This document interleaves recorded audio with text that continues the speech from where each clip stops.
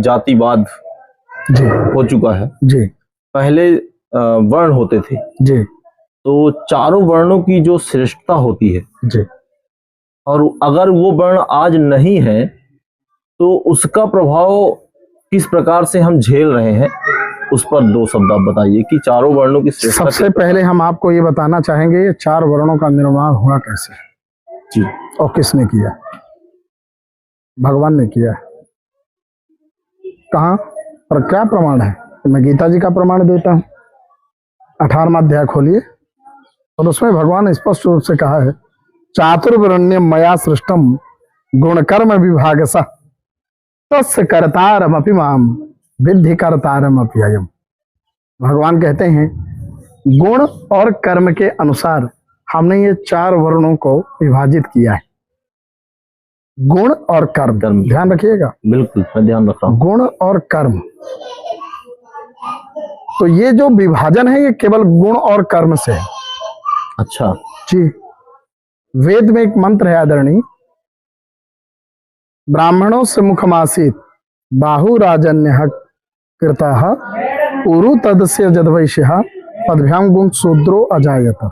अच्छा, इसका मतलब क्या है गुरुजी? इसका अर्थ ये है कि ब्राह्मण की उत्पत्ति मुख से हुई, अच्छा, क्षत्रिय की उत्पत्ति बाहु से हुई, वैश्य की उत्पत्ति उदर से हुई और शूद्र की उत्पत्ति पांव से हुई। हाँ। अब आप कहेंगे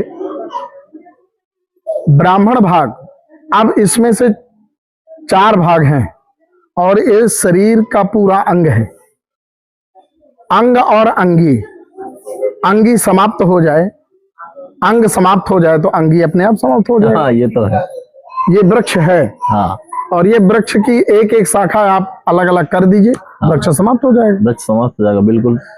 तो अंग से अंगी की का बोध होता है, बिल्कुल। ऐसे ही ये शरीर में जो अंग हैं इनका एक एक सब मिल करके पूरा शरीर कहलाता है।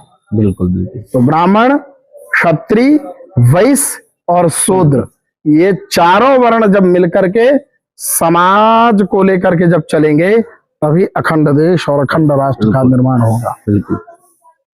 तो और यदि चारों में विभाजन की स्थिति आ गई तो माथा पटक के हम, आप और जितने समाज सुधारक हैं मर जाएं, कुछ भी नहीं होगा। नहीं होगा। तो मैं यही चाहता हूं कि ये पूरा शरीर है, इस शरीर में चार भाग हैं, ब्राह्मण, क्षत्रिय, वैश्य